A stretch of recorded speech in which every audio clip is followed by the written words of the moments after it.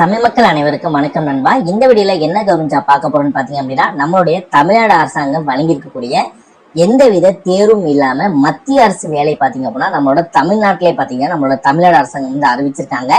அதை பத்தி இந்த வீடியோல நம்ம ஃபுல் டீடைல்ஸா வந்து நம்ம பார்க்க போறோம். இந்த ஜாப்போட சேலரியை பொறுத்த வரைக்கும் உங்களுக்கு 25,000க்கும் அதிகமா பாத்தீங்கன்னா மாத சம்பளம் தருவதா வந்து அறிவிச்சிருக்காங்க. தமிழகத்தில் இருக்கக்கூடிய ஆண்களும் சரி பெண்களும் சரி இந்த ஜாப்க்கு அப்ளை பண்ணிக்க முடியும். ஆண்களும் சரி பெண்களும் சரி எந்தவித கட்டணமும் இல்லாமல் இந்த ஜாப்க்கு அப்ளை பண்ணிக்க முடியும். ஆண்களும் சரி பெண்களும் சரி எந்தவித தேர்வும் இல்லாம இந்த ஜாப்ல உங்களை செலக்ட் செய்வதா அறிவிச்சிருக்காங்க. ஸோ ப்ராப்பரா அந்த ஜாப் வந்து யூஸ் பண்ணிக்கோங்க. நீங்க அப்ளை பண்ணி முடிக்க வேண்டிய கடைசி தேதி 15/5/2026 சாயந்தரம் 5 மணிக்கு முன்னாடி இந்த ஜாப் நீங்க அப்ளை பண்ணிருக்கணும். ஸோ தமிழகத்தில் இருக்கக்கூடிய அனைத்து உறுப்பினருமே சரி இந்த ஜாப்க்கு எலிஜிபிள், தாராளமா இந்த ஜாப்க்கு வந்து அப்ளை பண்ணலாம்.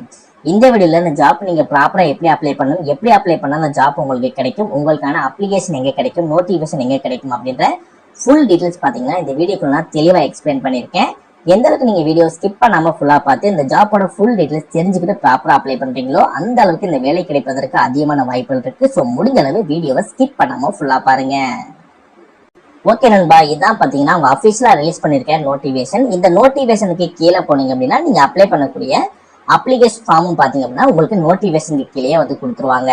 இந்த ஜாப் உங்களுக்கு சூட்டபிளா இருக்கு, நீங்க அப்ளை பண்ண தயாரா இருக்கீங்க அப்படின்னா உங்களுக்கு இந்த PDF ஓட லிங்க் நான் கீழே டிஸ்கிரிப்ஷன்ல ஃபர்ஸ்ட் லிங்க் உங்களுக்கு நான் கொடுத்துருக்கேன். ஸோ ப்ராப்பரா செக் பண்ணி பார்த்து ப்ராப்பரா அப்ளை பண்ணுங்க. இதே மாதிரி சூப்பரான கவர்மெண்ட் ஜாப் பத்தி நீங்க உடனுக்குடனே அப்டேட் தெரிஞ்சுக்கணும். நீங்களும் ஒரு நல்ல கவர்மெண்ட் ஜாப்ல ஜாயின் பண்ணி நல்ல சேலரி வாங்கணும். அதற்கு நம்ம சேனல் உங்களுக்கு ஒரு சப்போர்ட்டிவான சேனலா இருக்குன்னு நினைச்சாலும் மட்டும் மறக்காம சேனலை சப்ஸ்கிரைப் பண்ணி பக்கத்துல பெல் சிம்பிள் ஐகானை கிளிக் பண்ணி ஆல் அப்படின்ற ஆப்ஷனை கிளிக் பண்ணிக்கோங்க. மறக்காம இந்த வீடியோக்கு லைக் பண்ணிட்டு உங்க ஃப்ரெண்ட்ஸ் சர்க்கிளுக்கும் ஷேர் பண்ணுங்க. முடிஞ்ச வீடியோ ஸ்கிப் பண்ணாம ஃபுல்லா பார்த்து இந்த ஜாப்போட ஃபுல் டீடைல்ஸ் தெரிஞ்சுக்கிட்டு அதுக்கப்புறம் இந்த ஜாப்க்கு அப்ளை பண்ணுங்க. வாங்க வீடியோக்குள்ள போயிட்டு இந்த ஜாப்போட ஃபுல் டீடைல்ஸ் தெளிவா பார்க்கலாம். ஓகே நண்பா, ஃபர்ஸ்ட் என்ன மாதிரி ஜாப் போஸ்டிங் கொடுத்துருக்காங்க அப்படின்றத நம்ம பார்த்தலாம். ஓவராலா 3 விதமான வேலைவாய்ப்பு வந்து கொடுத்துருக்காங்க. ஸோ 3மே பாத்தீங்க அப்படின்னா ப்ராஜெக்ட் அசிஸ்டன்ட் தான் வந்து கொடுத்துருக்காங்க. ஸோ அதுல கேட்டகரி மட்டும் பாத்தீங்கன்னா சேஞ்ச் ஆகுது. ஃபர்ஸ்ட் ஒன்னை பொறுத்த வரைக்கும் HR இருக்கும், செகண்ட் ஒன் பாத்தீங்கன்னா FIN-க்கும், தேர்டு பாத்தீங்கன்னா MM-க்கும் பாத்தீங்கன்னா கொடுத்துருக்காங்க. மற்றபடி ஜாப்போட போஸ்ட்டை பொறுத்த வரைக்கும் ப்ராஜெக்ட் அசிஸ்டன்ட் தான் வந்து கொடுத்துருக்காங்க. அதுல கேட்டகரி மட்டும் பாத்தீங்கன்னா கொஞ்சம் சேஞ்ச் ஆகுது. ஸோ இப்போ உள்ள இருக்கக்கூடிய ஜாப்புக்கான எஜுகேஷன் குவாலிஃபிகேஷன் என்ன அப்படின்றத வந்து பார்த்தலாமா. ஃபர்ஸ்ட் ப்ராஜெக்ட் அசிஸ்டன்ட்லயே HR டிபார்ட்மெண்ட்டுக்கு நீங்க அப்ளை பண்ண போறீங்க அப்படின்னா நீங்க பேச்சுலர் டிகிரி படிச்சிருந்தாலே போதும், நீங்க அப்ளை பண்ண முடியும்னு சொல்லியிருக்காங்க. இன்கேஸ்ல பெரிய MBA படிச்சிருந்தாலும் சரி அப்ளை பண்ணிக்கலாம். இல்ல நீங்க PGல டிப்ளமா எடுத்து படிச்சிருந்தாலும் சரி உங்களால வந்து அப்ளை வந்து பண்ணிக்க முடியும். நெக்ஸ்ட் ப்ராஜெக்ட் அசிஸ்டன்ட்லயே நீங்க FIN-க்கு அப்ளை பண்ண போறீங்கனாலும் அதற்கும் அதே மாதிரி தான். நீங்க பேச்சுலர் டிகிரியில காமர்ஸ் அப்படி இல்லைன்னா ஃபினான்ஸ் அப்படி இல்லைன்னா அக்கௌண்ட்ஸ் அப்படி இல்லைன்னா எக்கனாமிக்ஸ் எடுத்து படிச்சிருந்தாலும் சரி இந்த ஜாப்க்கு வந்து அப்ளை பண்ணிக்கலாம். இல்ல நீங்க MBAல நீங்க ஃபினான்ஸ் படிச்சிருந்தாலும் சரி இந்த ஜாப்க்கு வந்து அப்ளை பண்ணிக்கலாம். அப்படி இல்லாத பட்சத்துல நீங்க CA எடுத்து நீங்க படிச்சிருந்தாலும் கூட இந்த ஜாப்க்கு அப்ளை பண்ண முடியும். ஃபைனலா ப்ராஜெக்ட் அசிஸ்டன்ட்லயே MM-க்கு நீங்க அப்ளை பண்ண போறீங்க அப்படின்னா நீங்க பேச்சுலர் டிகிரி படிச்சிருந்தாலே போதும் இந்த ஜாப்க்கு அப்ளை பண்ணிக்கலாம். இல்ல நீங்க MBA இல்லைன்னா நீங்க PGல டிப்ளமா எடுத்து நீங்க படிச்சிருந்தாலும் சரி இந்த ஜாப்புக்கு அப்ளை பண்ணலாம். நெக்ஸ்ட் இந்த ஜாப்போட ஏஜ் லிமிட்டை பொறுத்த வரைக்கும் குறைந்தபட்ச வயது என்ன அப்படின்றத மென்ஷன் பண்ணல. பட் அதிகபட்ச வயதை பொறுத்த வரைக்கும் உங்களுக்கு 60 வயதுக்கு வரைக்கும் கொடுத்துருக்காங்க. சரி, 60 வயதுக்கு மேல உங்களால வந்து அப்ளை பண்ணிக்க முடியாது. இன்கேஸ் நீங்க SC/ST கேட்டகரியில இருக்கீங்க அப்படின்னா உங்களுக்கு ஏஜ் ரிலாக்சேஷன் கொடுத்துருக்காங்க. ஏஜ் ரிலாக்சேஷன் பொறுத்த வரைக்கும் எக்ஸ்ட்ரா ஒரு 5 வருடம் கொடுத்து 65 வரை வரைக்கும் கொடுத்துருக்காங்க. OBC கேண்டிடேட் இருக்கீங்க அப்படின்னா உங்களுக்கு எக்ஸ்ட்ரா ஒரு 3 வருடம் கொடுத்துருக்காங்க. ஸோ இந்த 3ம் சேர்த்து ஓவராலா உங்களுக்கு 63 வயது வரைக்கும் ஏஜ் ரிலாக்சேஷன் கொடுத்துருக்காங்க.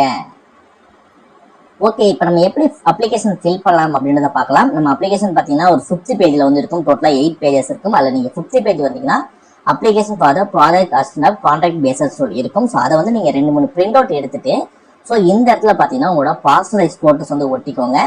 நெக்ஸ்ட் இந்த இடத்துல பார்த்தீங்கன்னா எல்லாமே பார்த்தீங்கன்னா நீங்க பிளாக் லெட்டர்ல மட்டும் தான் நீங்க எழுதணும். ஓகே, பிளாக் லெட்டர்னா வேற ஒன்றும் கிடையாது, கேபிட்டல் லெட்டர் மட்டும் தான் எழுதணும். ஸ்மால் லெட்டர் வந்து யூஸ் பண்ணக்கூடாது. சரியா? ஸோ நெக்ஸ்ட் நீங்க என்ன ஜாப் போஸ்டிங் எழுத போறீங்களோ அந்த 3மே இருக்கு இல்லையா. ஸோ 3ல பார்த்தீங்கன்னா என்னத்தை நீங்க சூஸ் பண்ணிட்டு HR-ஆ இல்லை FIN-ஆ இல்லை MM-ஆ அப்படின்றத சூஸ் பண்ணிட்டு அதை அந்த பாக்ஸ்ல வந்து எழுதிக்கோங்க. நெக்ஸ்ட் உங்க நேம் எழுதும்போது கேபிட்டல் லெட்டர் எழுதணும். முக்கியமா நீங்க 10th மார்க் ஷீட்ல உங்களோட நேம் என்ன நேம் இருக்கோ அந்த நேம் தான் இந்த இடத்துல நீங்க மென்ஷன் பண்ணணும்.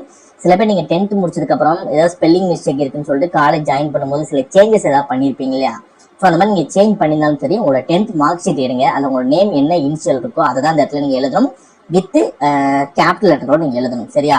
நெக்ஸ்ட் உங்களோட ஃபாதரோட நேம் வந்து எழுதிக்கோங்க, அதுவும் கேபிட்டல் லெட்டர் தான் எழுதணும். இன்கேஸ் பெண்களுக்கு மேரேஜ் ஆயிடுச்சு அப்படின்னா உங்களோட கணவரோட பேர் எழுதிக்கலாம், அதுவும் கேபிட்டல் லெட்டர் மட்டும் தான் எழுதணும்.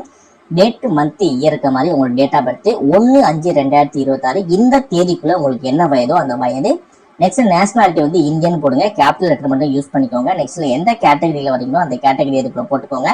நெக்ஸ்ட் உங்களோட அட்ரஸ் வந்து நீங்க கொடுக்குற மாதிரி இருக்கும். ஸோ அட்ரஸ் ஃபுல்லா வந்து எழுதுங்க, வித் பின்கோடோட எழுதுங்க, அதுவும் கேபிட்டல் லெட்டர் யூஸ் பண்ணி மட்டும் எழுதுங்க.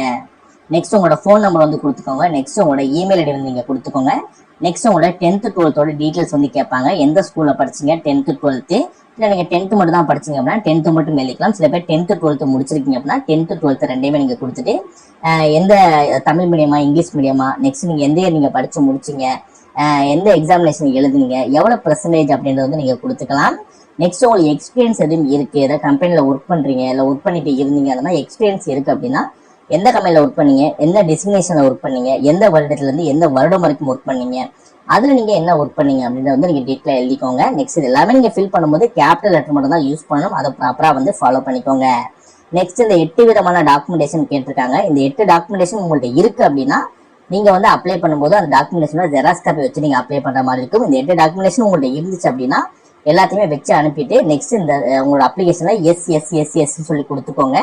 சில பேர்ட்ட சில டாக்குமெண்டேஷன் இருக்காது. ஸோ அந்த டாக்குமெண்டேஷன் இல்லை அப்படின்னா நீங்க அந்த டாக்குமெண்டேஷன் மட்டும் நோ அப்படின்றத கொடுத்துக்கோங்க.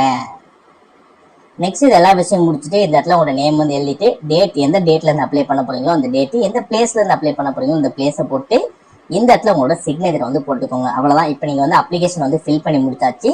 அப்ளிகேஷன் ஃபில் பண்ணதை நீங்க எந்த அட்ரஸ்க்கு அனுப்புன்னு சொல்லி பாத்தீங்க அப்படின்னா உங்களோட நோட்டிபிகேஷன்ல செகண்ட் பேஜ் வந்தீங்க அப்படின்னா இந்த இடத்துல பாருங்க ஹவு டு அப்ளைன்னு சொல்லி இருக்கும். அதற்கு கீழே பாத்தீங்கன்னா இந்த இடத்துல ஒரு அட்ரஸ் வந்து கொடுத்துருப்பாங்க. The chief general manager cordite factory, Aruvankadu the Nilgiris district, Tamil Nadu, pin 643302 அப்படின்ற இந்த அட்ரஸ் தான் பாத்தீங்க அப்படின்னா நீங்க போஸ்ட் மூலமா இந்த ஜாப்க்கு நீங்க அப்ளை பண்ற மாதிரி இருக்கும். நெக்ஸ்ட் அவங்க சொல்லிக்கூடிய அந்த 8 விதமான டாக்குமெண்டேஷனோட இருக்கு அந்த டாக்குமெண்டேஷனும் பாத்தீங்க அப்படின்னா நீங்க எல்லாமே ஸ்கேன் பண்ணி முடிச்சு இந்த இமெயில் ஐடி இருக்கு இல்லையா, ஸோ இந்த இமெயிலுக்கு தான் பாத்தீங்க அப்படின்னா உங்களோட டாக்குமெண்டேஷனோட காப்பீஸ் எல்லாமே நீங்க அனுப்புற மாதிரி இருக்கும். பட் நீங்க இந்த அட்ரஸுக்கு போஸ்ட் மூலமா உங்களோட அப்ளிகேஷன் வச்சு அனுப்புவீங்க. பட் அவங்க கேட்கக்கூடிய அந்த 8 டாக்குமெண்டேஷன் பாத்தீங்கன்னா இந்த இமெயிலுக்கு தான் நீங்க போஸ்ட் மூலமா அனுப்புவீங்க. நெக்ஸ்ட் இந்த ஜாப்பை பொறுத்த வரைக்கும் கான்ட்ராக்ட் பேஸ் தான் வந்து இருக்கும். ஸோ கான்ட்ராக்ட் பேஸ் எத்தனை வருடங்கள் அப்படின்றத வந்து அவங்க மென்ஷன் பண்ணல. பட் கான்ட்ராக்ட் பேஸ் தான் இருக்கும். உங்களுக்கு ஓகே அப்படின்னா தாராளமா இந்த ஜாப்புக்கு அப்ளை பண்ணலாம்.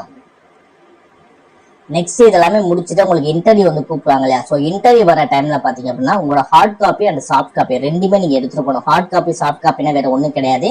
நீங்க ஜெராக்ஸ் எப்படி அனுப்புனீங்களோ அதோட இன்னொரு காப்பி எடுத்து வச்சுக்கோங்க. நெக்ஸ்ட் உங்களோட ஒரிஜினல்ஸும் நீங்க எடுத்துட்டு போங்க.